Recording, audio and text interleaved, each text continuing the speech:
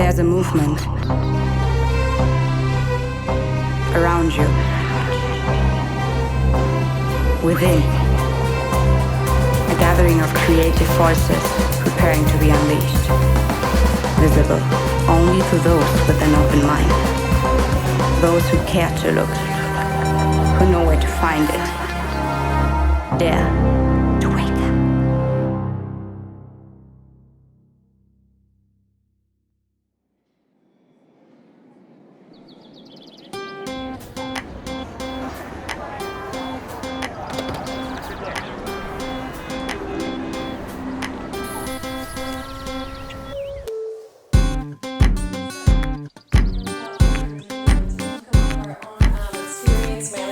Experience manager here at CreativeMornings, Arno Selhorst.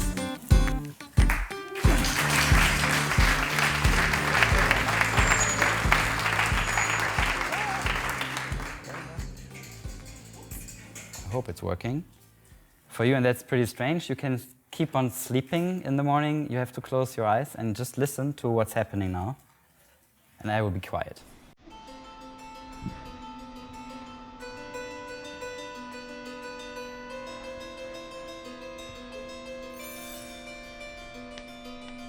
We've always defined ourselves by the ability to overcome the impossible.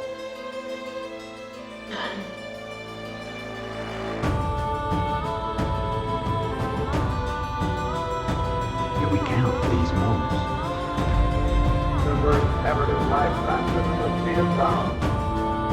These moments when we dare to aim higher, to break barriers, to reach for the stars, to make the unknown known.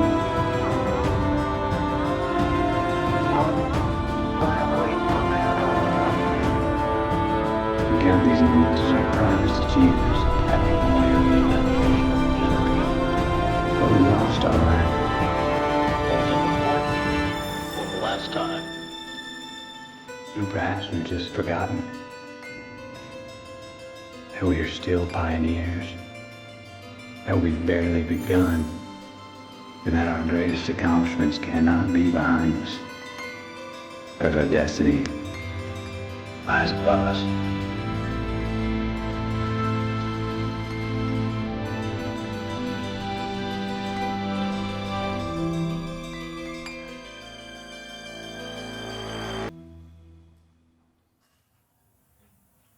Okay.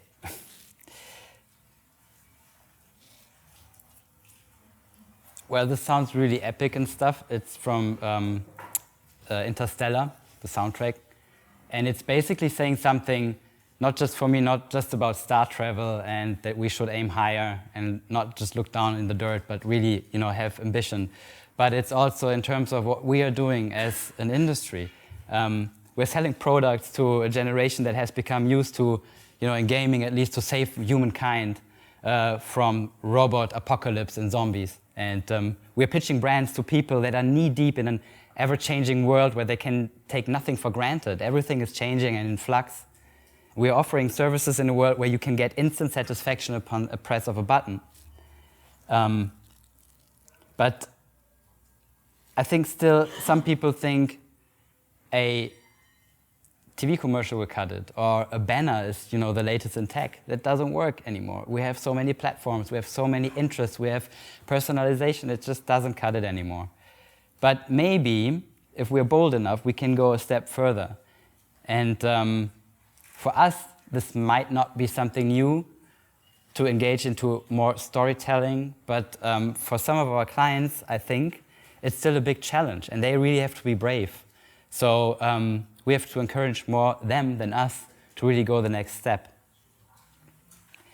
And to do this, and that's my conviction, we have to engage into transmedia storytelling. And for that, I have two assumptions. The first assumption is that everyone here in the room, if they like it or not, are wired for experiences. We can't live without it. We can't just make sense of the world if we don't put it into a context of an experience we have. It's all holistic. We don't go in one direction and that's it. We are not robots, God bless. But that's not my opinion only, that's not a gut feeling, that's also the feeling or the conviction of the company I'm working for right now. We have more than just, ads. We have stories, we have immersive experiences that come from that, emotion. And the second assumption I'm doing for this presentation is, I think we're all wired for play. We're homo ludens, the playing human. And even though for some this might be lowbrow and not really cultural, playing games or whatever, my conviction is that this is crucial to understanding things in our world. And not just my conviction again, but also this guy again, who says, in terms of storyscaping, we have a participatory, and that's really important, and immersive experience. And you can only participate if it's fun. I mean, you don't participate if you don't like it.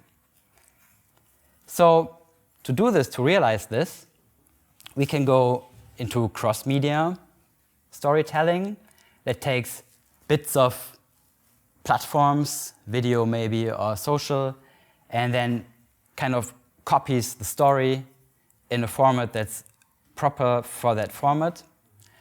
And this might then look like this. It's cool, it looks cool, but it doesn't really make sense. It's not a holistic view of it.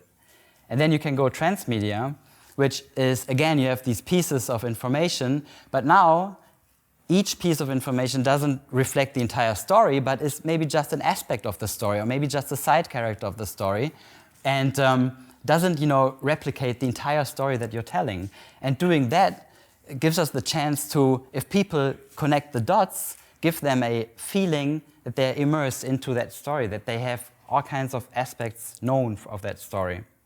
And Henry Jenkins, one of the people who kind of coined the term, put it this way. I won't read it now to you, but basically it says that if you have different media and different channels, you can optimize stories for these channels, and the story doesn't have to replicate the entire story, but just an aspect of this that is most suitable to that piece of media or channel.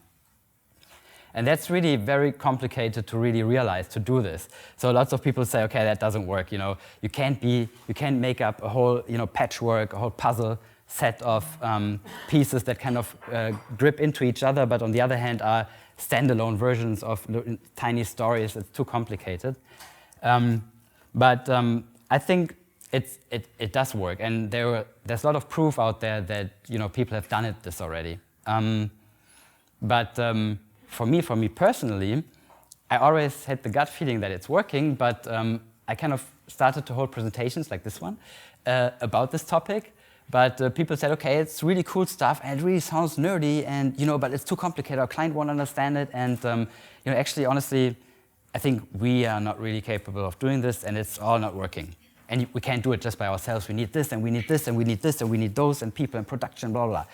So I was kind of sick of it, and I said, okay, screw all this. I'm just creating a kind of minimal viable product for a transmedia story. I'm just doing it myself. If nobody wants to join, then I just do it myself. And it's funny because I didn't really know what I was getting into. I was just starting from scratch and trying to do something like a proof of concept, basically, of the whole thing. And that means, I wanted to be very humble, do a very small version of a story I would like to tell, maybe more to the direction of an alternate reality game, so people get immersed into the story if they want to or not, in their daily lives. And I was basically focusing on my colleagues at the agency I was working at to, create a small version of something actually really big. So I'm a little bit ashamed to do this, to say this, but I used them kind of as a guinea pigs for my test run. But I had the best intentions. So I started out to kind of plan this a little bit. But very humble, very small, and not really, it looks not humble, but that's not a picture of my board, though.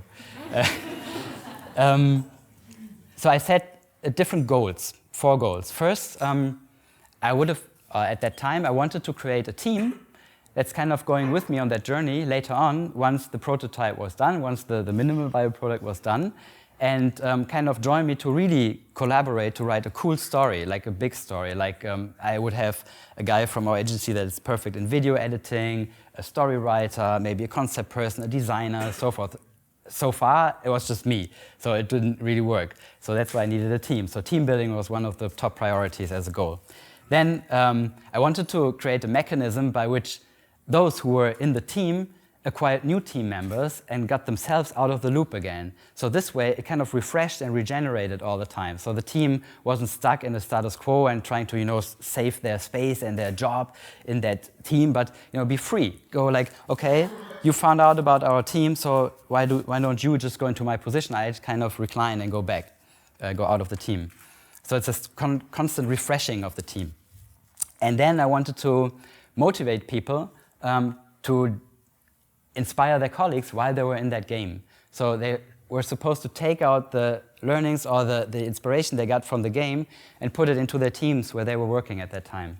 And my approach was to have all of this in a very playful manner. I don't like to, I'm standing here right now talking to you, but that's not the perfect way for me actually to communicate and to transfer knowledge.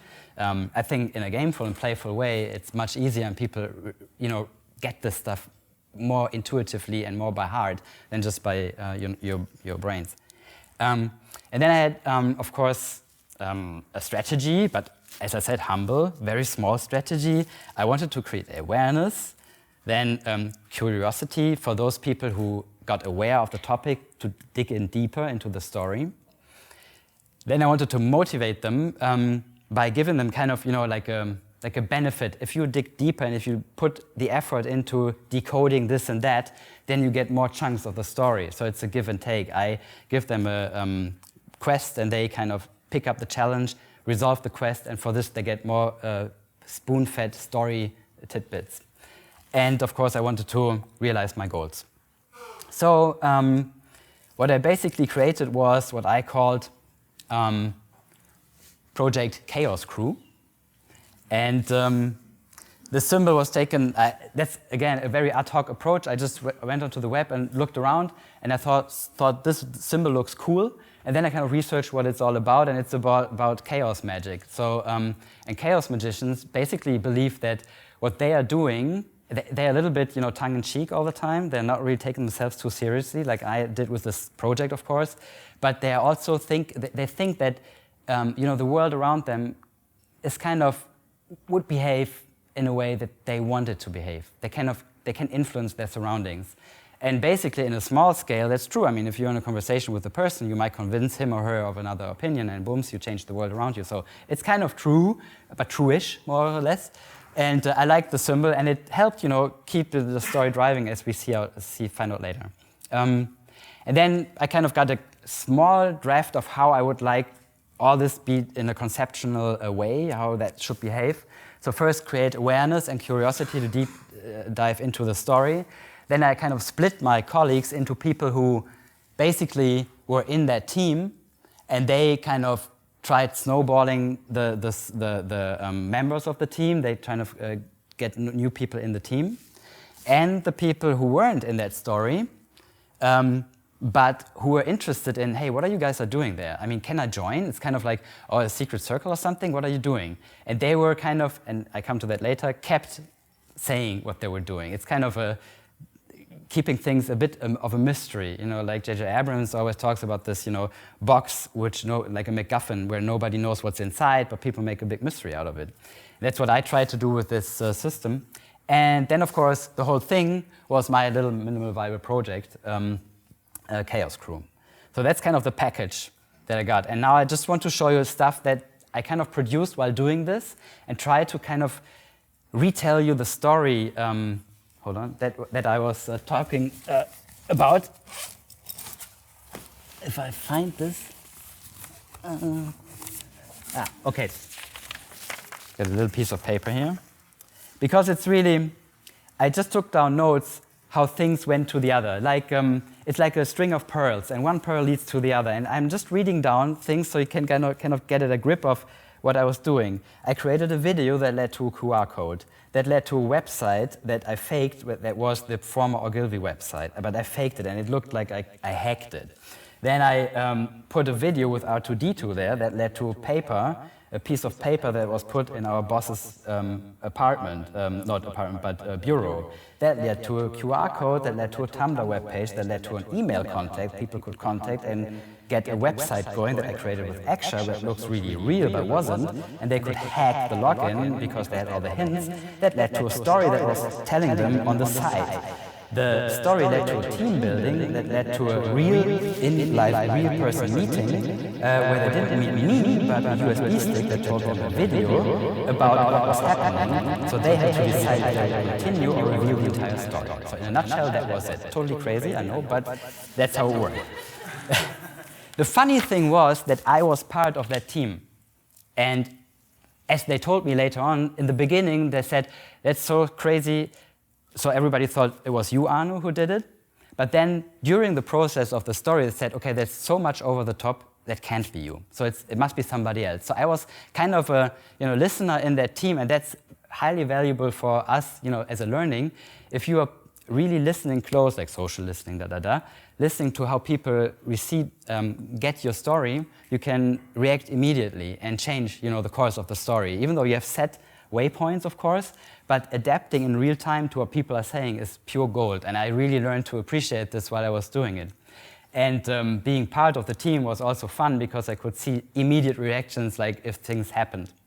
So creating awareness, so that was the first thing. I did this with a plain Facebook, too fast. I did this with a plain Facebook post. So do hast, I was also in our team, that was my account. And I kind of acted like, oh, something was sent and interesting. Welcome to the circle. I kind of contacted some people I knew from my agency. They at that time didn't know that do hast was me. And I kind of tried to create awareness. So I kind of I created this video, and in this video, the symbol appeared for the first time, the chaos magic symbol. And one of the guys who was working with me figured that out, so he took a screenshot of that picture and uploaded it as a comment. And I just want to show you the video that I showed. Well, now listen carefully, my dear. Prepare for unforeseen consequences. Yeah. And that was it. I mean, nothing more, just a little blip, and that's it.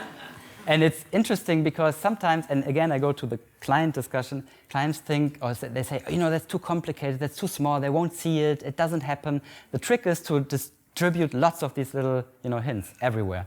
And, one or the other will, grip, and then from that you tell the story. So I think I have to, 20 or 30 minutes, Manuela? Yeah, about 30. 30, okay, great. So, I did another thing in our former agency. This here is a big monitor in the beginning, in the entrance hall of the place where I was working. So a big thing, clients, everybody goes through there, and it's kind of a promotional video for the agency. And it has a USB stick in the back. So I took a look, and they had a surveillance camera there as well, so that was kind of tricky. So I went there, I took out the stick and rechanged it with an edited video of my version of the commercial for the agency. And that commercial had 3 times that symbol, flipped in there. So people looked at it, and I saw when I arrived in the morning with my colleagues, I saw them looking at this thing, and they kind of got a little bit, did I see this or didn't I see this? So they were kind of thinking like something went wrong here. And the funny thing is our IT department, because when I plugged the stick in there again, it didn't right away start the video. So I called our IT department and told them, guys, something is wrong with the display. Can you just check on that? And they just, restarted it as a remote, and it was running. I said, thank you. And they didn't even know what they were doing. And so it's, a one-man show, not all the time. There was one thing, because I'm obviously not the tallest person. Our elevator had a kind of milk glass on top, and I wanted to put the symbol on top of it so people could see it shining through. And I couldn't reach it, so I had to call our, Hausmeister, the guy. And he helped me, but he said, okay, formally I won't say anything. And he didn't, so that was cool. So that was all the awareness phase, basically. There were already some papers here and there, and some other videos. I won't show you that because too much time. But then I introduced a little bit more, and that's now the motivational part. Now, curiosity and awareness was taken already. I mean, people knew the symbol, they were diving into the story, and into the, it's not really a real story at that point, it's more a narrative, like, okay, there's something happening, but you don't know what, and a little bit mystery. And that was my kind of very humble extra page with the symbol again and a login. And those who got the clues until that moment were really able, I think, or capable to hack the login. So it was a username and password they had to know. And that's what, you know, they were kind of given, not obviously, but in a kind of tarnished way. And it, I mean, they worked it.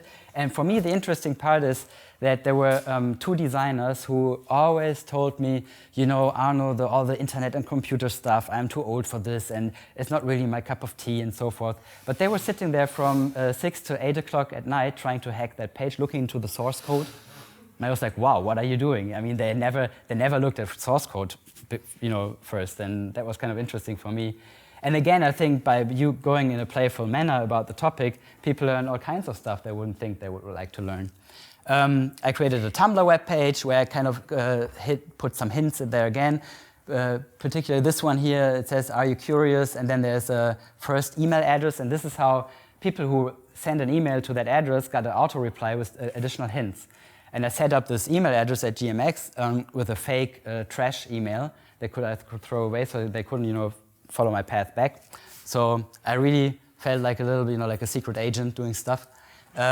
And funny enough, I had some connections left to other agencies, so I asked them friendly to post the symbol in context with their agency names, and they did it. So it got the appearance that this is not just reserved to Ogilvy, where I was working at that time, but to all agencies, or many agencies, and that was kind of, scary, like, what's going on? And this is the website I kind of faked. I just took a screenshot and put the logo up here, and they could click it. And some people, the IT department again, when all this was over, they told me that some people approached them, that somebody hacked the webpage. So it's, wow, I wouldn't have expected this. But I posted this video on that website behind the link, and it was a direct link to a real-life event, an event that was a little robot, a toy robot like this, with a piece of paper under his arm in our CEO's office room, and it was ringing at a special time. And they got, you know, aware of that and took it out, and there was the next hint on that paper. So it was a transfer to the real life from digital, and that's a lot of fun. The funny thing is that while doing this, there were, as I said, lots of input things. Like at that point, our CEO said at that time, you know, I don't think that's a local thing. I think that's WPP doing this. And I think it's a kind of HR campaign. So they find out, you know, who's like really creative and stuff. And I heard this, him saying, so in the next video, I included a QR code, like a blip again, which showed the geo coordinates of WPP in London. And they were like, I told you it's there. You know, it's like, yes, the story continues. And that's so cool about transmedia storytelling. You can include the feedback of your audience immediately and, you know, empower their perspective on the game and on the story. And that's a lot of fun for you as a creator, but also I think for the people who kind of try to figure stuff out. So 23 minutes, I have to be a bit quicker now. So that's all copy I put on the webpage. And I did tons of videos as well. And in the end, there was a team. You see my name here as well. I put myself into the team, of course, as I said. But these people were in the team. And I asked them to change their icon, their avatar on Facebook, so they include this little, you know, star, this chaos symbol. So whoever organized this knew they were in. So that's what they actually did. That's awesome. And then there was a kind of membership video that I published on that secret website that only they had access to. And that's what I want to show you. In the twilight of a time, there emerges a need for man to comprehend his own bitter fate. Finally resigned to the inevitable beyond, he searches the ages, desperate for stories of assurance, redemption, and hope. Such tales fill page upon page with enough ink to flood 1,000 valleys and drown the tallest tree. But there is one tale that has as yet been told, the story of the outsider. Desolate and barren, humanity's at a crossroads. The people have retreated, shuttering their once carefree lies from unseen enemies which seem to plague not only the physical form, but the innermost thought. Driven by panic, compelled by dread, the masses begin to devolve. Once dear neighbors turn wary foes, brother against brother, sister against sister. Achievement and ambition are dismissed as heretical or worse, treasonous. Even nature itself is scorned. Cloaked with suspicion and fear, voices do not dare to sing nor fingers to play. Imminent defeat is all but assured. But in the darkest hour, whispers begin to tell of a figure emerging from the darkness. A being without a name, faceless and obscure. Part presence, part idea, they say, as if the very force they describe has existed for eons. A dormant seed awaiting nourishment. Word of radical acts, disobedience and non-compliance spread among the people, at first fearful, then defiant as the legend grows. Whispers turn to cries and the cries into screams. Content to cower no more, the fury of the people is told to behold as they exact revenge on their captors, sparing neither the repentant nor the bold. Now the fire is lit, smouldering in the belly of humanity. It cannot be extinguished, for the stories of the outsider endure even as evidence of its presence is debated with the passing years. Messages, dictations, warnings, stories, such as these. So everything is a remix, of course. I remixed that. The lyrics are from a hip-hop album. The clouds are from somewhere YouTube. And the copy is by me. Woo. But everything else just by them is, remixed. And it was because I had nobody, to do the video editing. I did it myself at nights. But the interesting thing is this led the people, of course, to the 1st of April, which is kind of, so it's all a joke, they said. And what the promise of that page and of that video was, okay, the maker of that story would meet the team in the flesh on the 1st of April. So, and they had to go out in front of the agency with a, totally ridiculous actually, with a piece of paper holding the symbol over their heads. So they're all serious creatives and, they wouldn't ever do this, but they did. Because it's a gripping story. It's, excitement. They go like, what will happen if we see the person in the flesh? And they were totally excited because I was in the team. I knew who they would meet. Here you see does it work? Yeah, here you see the elevator thing where I didn't get up. So that's kind of, I call it POS because it's in the real world stuff. And then you see the team that kind of got together in the CEO's office and they were totally amazed and like, what's happening, kind of. And the greatest thing for me also was there were two copywriters who were really cool buddies and so, and they were both in the story, they were both in the team.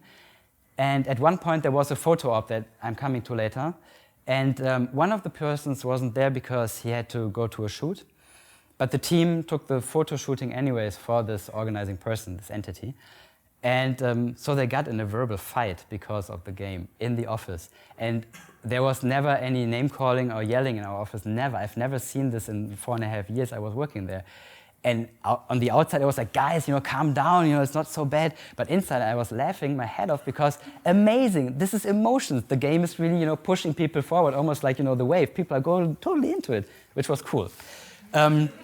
But then again, there was this meeting, and there was an anonymous person I just picked up a couple of hours before, and I asked, he was not working for the agency, and I asked him to pick up pizza at a place nearby and bring it at a special time to the front door of the office.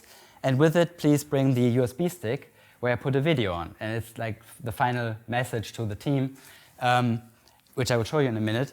And the funny thing is, the guy, I gave him some tip, of course, because he was doing this. And I told him, if anyone asks you who gave you the order, you just tell him it's an old man with a long beard. It was funny because I'm not so old, I don't have that long beard, but just to tip them off into a different direction. Because I didn't want to tell them right away in front of the door, hey guys, I did it, tada, which is kind of a downer, I guess. So I wanted to keep it a little bit more exciting.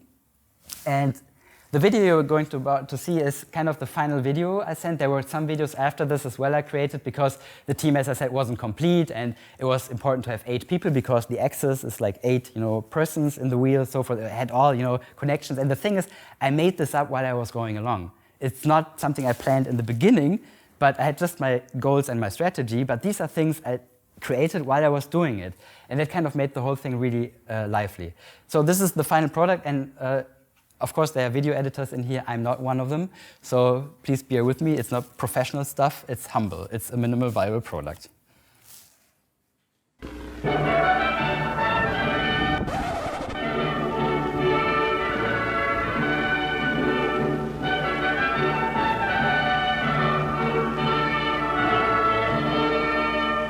I wish I could be with you today, in the flesh, as they say. Unfortunately, I'm in India. Ever been in India? Very hot. If you don't mind, I'm going to take off my coat. Thank you for triggering this event. Curious ones. If everything went as planned, you are watching my final call to you right now. As you can see from the people around you, your success has not gone unnoticed. In fact, as you will find out soon, the Chaos Crew is not a singular phenomenon. Some may even call it a movement already with branches across the country. But let's not brag about my humble achievements in this matter. This call is about you, and you alone. And to be honest, I have always trusted in you. I knew you would hear my calling. I knew you would have the brains and hearts to follow my words and deeds. I knew that one day, I would be able to have crafted a genuinely superior team, the Chaos Crew. So, first and foremost and without further much ado, I want to congratulate you to this greatest achievement of yours. You have found each other, you bonded, each of you comprised a very unique skill set. Equipped with this skill set and your fellow crew members, I want to set you on a mission, a threefold mission. But before I will tell you about the goals of these missions, let's take the time to have a look back. It all started 2 weeks ago. I sent out a message through my proxy on Facebook, and poor fool, he didn't even know what he really posted. The irony, posting links about sock puppets would eventually trigger a game about identity, self, and questions about both with regards to authenticity, lies, and finally even betrayal. 2 days later it was still fun and games as my proxy posted a mysterious video about unforeseen consequences. As my symbol appeared in the video, some of you started thinking, asking, questioning. I caught your attention. Inviting you for contemplation by quoting one of my favorite thinkers, I let you look behind the curtain. Something you had seen for ages, each day passing suddenly became something new. You saw the clues in the video and started to look even harder. Oh, did I mention the elevator? Yes, I know, pretty obvious and not really your league, I know. But still, the sign in the elevator was talked about by most of my prospects. But I wanted to go further, wanted to see how far you would follow me into the rabbit hole. And those of you who are watching this right now, truly went the extra mile. So actually on March 23rd I decided to change the rules, tweak what would have otherwise become pretty predictable. It's a shame that my prospect left his laptop unattended. I hijacked Du Hast, posted a hint and left him dumbfounded as he returned. But not having the guts to delete the entry, he kept posting as if nothing happened. The video hinted you towards a fake Ogilvy homepage with my logo in the upper right. Clicking it sent you to a video of R2D2 doing his thing. In the night of March 24th I put out my invitation to you, my Chaos Crew, in hopes that I would gather all 8 of you. And it worked. You kept following, solved mysteries, cracked codes, you started seeing. You started to change your perspective. You started to believe in me. You woke up to see the symbolism of the mediocre being turned into shining prospects of things to come. Awakened as you are now, you were free to feel, free to see, free to hear the beckoning sound of a new promise. The final step was to show your allegiance to the Chaos Crew. The rest, as they say, is history. But why? Why? You might ask. Why did I do this? What were the goals? Do we always need reason? Can't we just circumvent the concept of cause and effect? But I know this wouldn't quench your thirst for answers. So here we go. I set out with 3 goals. First goal, put together the most curious, most brilliant, smartest and knowledge-hungry team which also still dares to dream and think the unthinkable. I needed a team that would bring back the magic to our corporation, a team that would cut through the daily clutter and would be inspired by real vision. Second goal, get this team to infuse their colleagues with their newfound strengths. Third goal, convince the Chaos crew to set up an even more elaborate team-finding scheme for the next generation of Chaos Seekers, get them to pass the torch. You see, I succeeded in realizing my first and most important goal, getting the team together. The second and third goal is now up to you, my friends. I promised you to meet me in the flesh. Well, it is a little more complicated than that, actually. So who is this person, the one that keeps rambling on to you about the chaos within? If you're looking for the guilty, you need only look into a mirror. Because what happened, only happened because it was your idea, your input, feedback and eventually your will. Me? I was nothing more than a conduit empowered by your will, to have the story continued, to let the saga live another day. The chaos within clearly lives within all of you.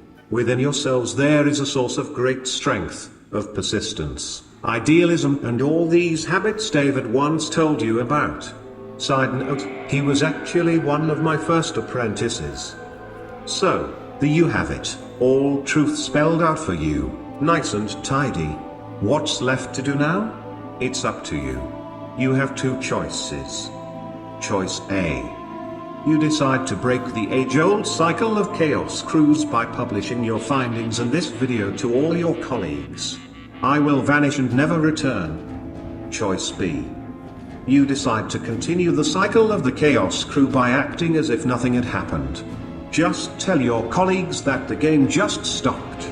In secret, prepare the stage for the next set of Chaos magicians. Create a new game to summon the next generation of the Chaos crew.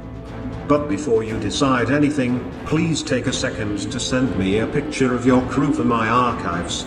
I put lots of effort into finding you, so give me a brief moment to remember in return. I would be glad to put your picture to my archive of other Chaos crews.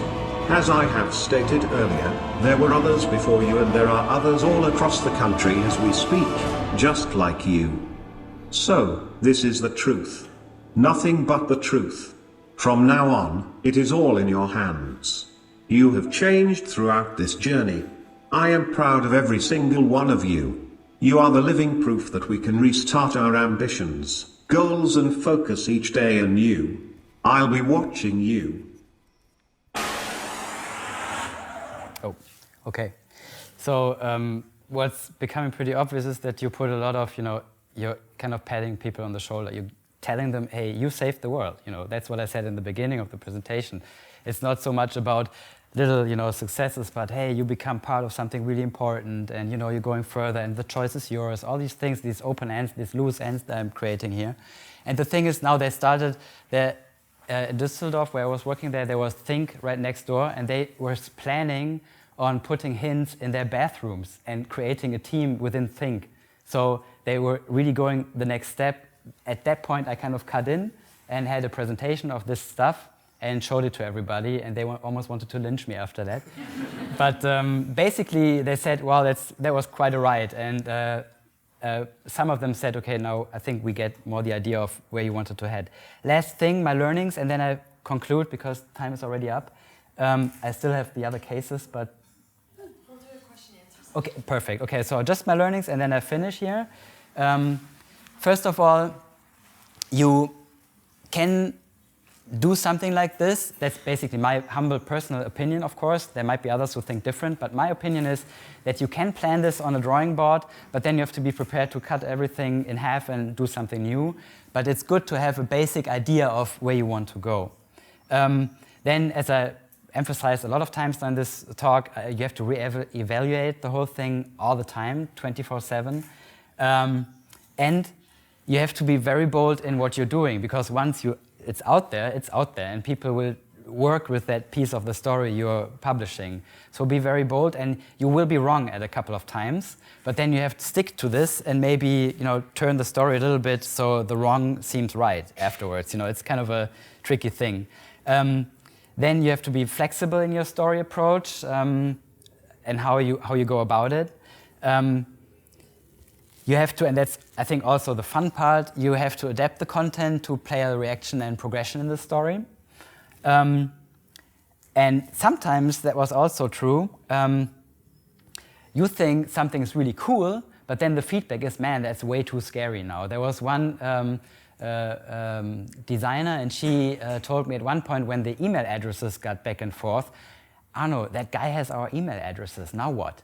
And I was like, I don't know. Or maybe he's a pervert from the internet. And I said, maybe he is, maybe he's not. So then I had to kind of go back a little bit again and say, okay, maybe it's all fine, and I had to adjust the story a little bit again. You can, as I said, correct errors once you were wrong, maybe with a better story or with a different story. And you can, I think, totally do this on your own in a small way, like in a very humble, small way as I presented it to you. It's working.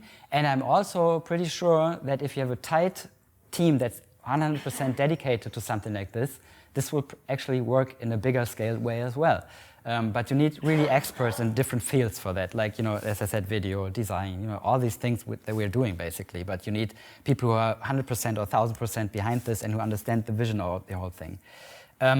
But again, you need partners in crime, like my Hausmeister. There's also in the public sphere, of course, there might be press, or media that you need kind of to get into the game, so they, talk about this a little bit different as well, and who know maybe the backstory. And before you put something out, you really have to check that this is correct. I had so many things that went wrong, like email addresses that were sent to the wrong people, and they sent me back mails like, what's this doing with my daily life? And so there were things, that was horrible. But I learned that you have to think, to check this at least twice before you send it out, like every good work, I guess. And a really cool learning, I don't know if you can read it in the back, but if the story, not store, if the story is right, people are even inclined to use QR codes. Wow. They will, definitely. I mean, there was something I was always very critical of, QR codes. Oh, geez, show me the website where people use QR codes, the one, everybody knows it. But I found out, hey, if the story is right and if you include them, for example, in a video, something like this, people are, going frame by frame to find that stupid QR code and scan it to go further in the story, to progress. And a very strange thing, boldness. I started out with a very small premise, but I figured out the more absurd and big and bold the whole thing gets, the more it's accepted. It's strange. Maybe it has a matter of suspension of disbelief, that people want to go into a story that's a little bit way more fictional than they want it to be. I don't know. But the more crazy I went and the more over the edge I went with the other agencies and then WPP and all that stuff, the more they said, okay, this can't be a thing one person did here, this must be something great, and wow, that's really cool. It's interesting. So that's kind of a takeaway for me that was most surprising to me. The bolder you become, the more it works, basically, which is cool. So we can have a lot of creative power put into these kinds of stories we're telling in a transmedia fashion. Okay, I took too much time already. Thank you for listening, and have fun.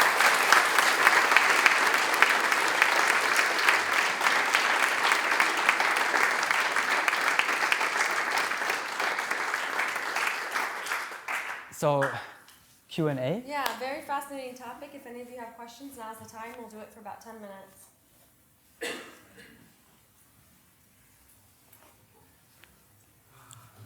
Yeah.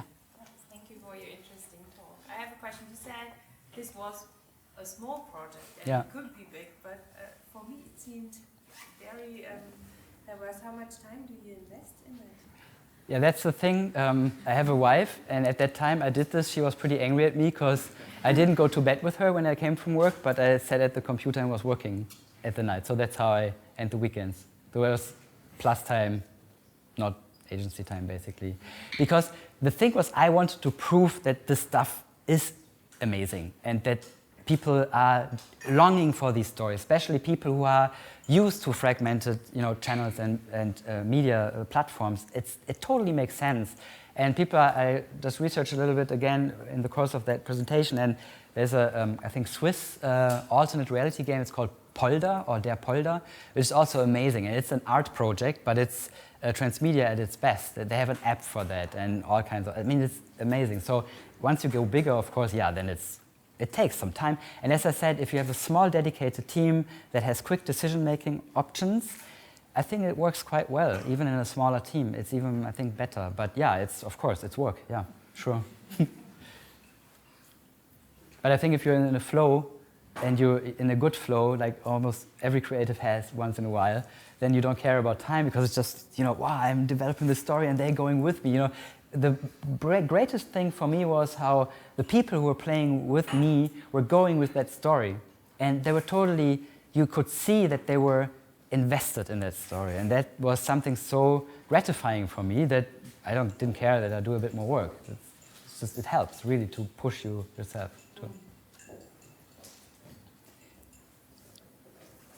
Yeah. Yeah.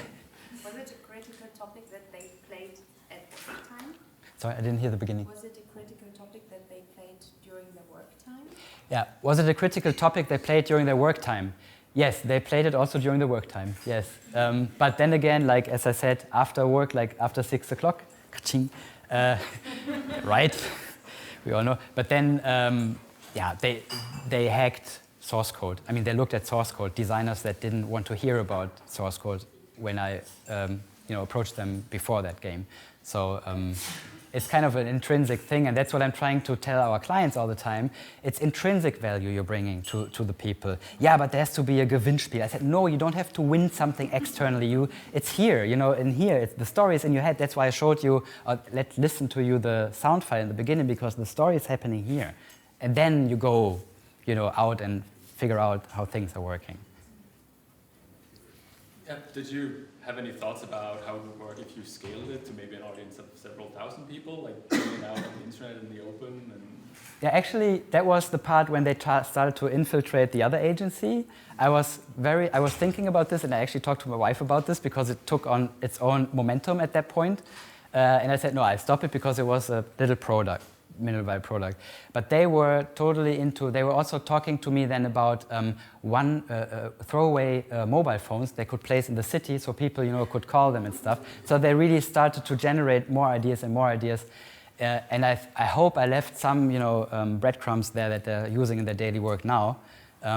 But yeah, I think you could scale it, and we were also talking about including little secret codes in our real advertising work here and there, and if we split in different agencies, sooner or later, we again start this stuff, and people who are watching advertisements suddenly connect the dots and find that there's a secret message running through television and computer and so forth, which would be awesome, but we didn't. You could scale. You could scale as far as very basic to say, but as far as your imagination takes you, basically, and as far as you are willing to put work into it, of course. Yeah. How sustainable was it? So, in terms of how the mind change in your colleagues had, so did they work differently afterwards? And did they use what they have learned in other campaigns that have been successful? Yeah. Good question. I think the first part could be a clear yes. The second part is a very long thing. And that's, I didn't mention this in the beginning of this presentation, but committing yourself to a story form in this way, from my humble point of view, I always have to say, because I'm not the professional, but I just had an experience with that, is that it is a very long-term commitment, also from your client. It doesn't pay off immediately. It's like a good wine. You have to really let it, lie down and, start to activate in situations where people think, at that time I did this and that. But direct feedback was, well, that was awesome, let's do something like this again. So it is sustainable, and it's in their mindsets. And also the people who weren't in that group kind of sometimes even told me afterwards, oh, that was unfair that you left us out. But I did it on purpose. I wanted to keep it small, not scalable, but small. And I didn't want to be best friends with everybody. I said, okay, target audience, these 8 people, and I totally commit myself and the story to these 8 people, and I make this story for them something they experience day and night. And that was my commitment for a couple of weeks. So yeah, but I hope that it's taking foot in the long term. Yeah, I hope. that would be great. And that's why I'm holding this speech, also to inspire you guys and girls to do this, because I think it's really worth it. Right now in our agency we are working on similar things, you know, in that direction. So yeah, there are application forms. Whoever wants to do something like this, join me and we do something great. Yeah. Anything else? Do you think it's easy to transform the whole concept to an idea that has a commercial background? I mean, now you have like a thing like you meant the intrinsic thing. So of course, if you get into a secret, that's maybe something that makes you very excited. But once you have like a product or a commercial interest behind it, I think there might be a challenge to keep this energy up. Definitely. It's always, it depends on how long you play it. This, for example, is definitely commercial. It's a movie, and everybody knows the 3 movies, but not a lot of people know that there were 3 computer games with this, and a DVD with animations, 8 episodes, and they're all interlinked with each other, and they all had their respective place in the transmedia construct that was The Matrix. It wasn't just one great movie and 2 shitty ones. It was a great thing. And the same in terms of, and there was, of course, fan movies and fan fiction. I go through that, and there's another example, because long-term, that's, I think, your point for commercial product. This one here is pretty interesting. It's The Secret World, a computer game, and they had an alternate reality game for that as well, which was short-term. But then the creators, Alison Smith, figured out that this was so successful that the alternate reality game was even more successful than the launch of the computer game that they did the alternate reality game for. So basically what the agency that did this did, they totally switched their course. They didn't do advertising anymore, but they do alternate reality gaming in the sense of, I don't know if you know the movie The Game, and they do this for real. So they have real, health checks on people and psychological checks, and they take part in a global game of secret agents of the supernatural, and that's The Black Watchman. And it's a standalone commercial alternate reality game transmedia story that they're continuing over episodes that last 6 months. So it's a semester per episode. You can buy these season passes, and then for 19 euros or something on Steam, and then you continue that adventure with the global community that is growing almost by the hour. So, but it's totally time consuming, and I wouldn't recommend this because you lose your job and everything, so don't do it. But it's amazing. It's an experience, really. It's off and online, and you get really approached by people. There are even kidnappings happening, which are a game, but that are still happening. It's crazy stuff. But this is long-term, for example. Or the last one is Ingress, which is basically a handheld smartphone game with geo-positioning. It's kind of a treasure hunt, basically, very rough. But they had comics for this, official comics. They had a book that's a pre-story. And the whole thing started in, I think, late 2013. And the transmedia story that they're telling is still continuing today. So they have fan art here, they have the game, obviously. They have an art book for that as well. But the story is still continuing today. And they're continuing the story, writing. And there are people who are interested, like me, basically, in the story side of that game. And there are hardcore gamers who just take the mobile phone and take the app and walk through the city. It's the predecessor of Pokemon Go. So that's really something as a long-term commitment, but it of course costs a lot of money too, to keep that running.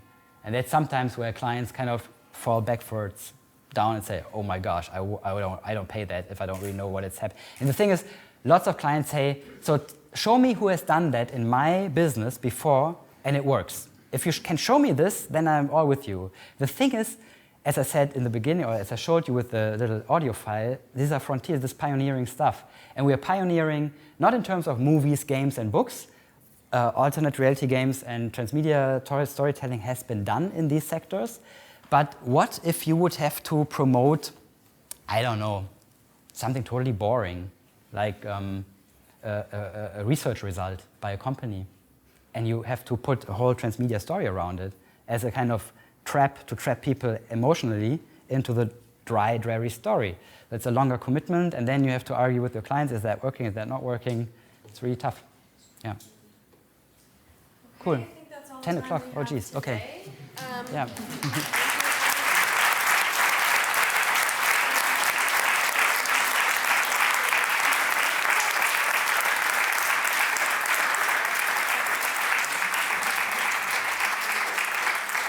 Okay. So as you know, as some of you might know, Creative Mornings moves around from space to space. We have different hosts, different speakers. We will be here again at Sapient Nitro next month, the last Friday of next month. So come back again and stay tuned on social media. We'll post more information next time. But have a great Friday. Enjoy your long weekend. Thank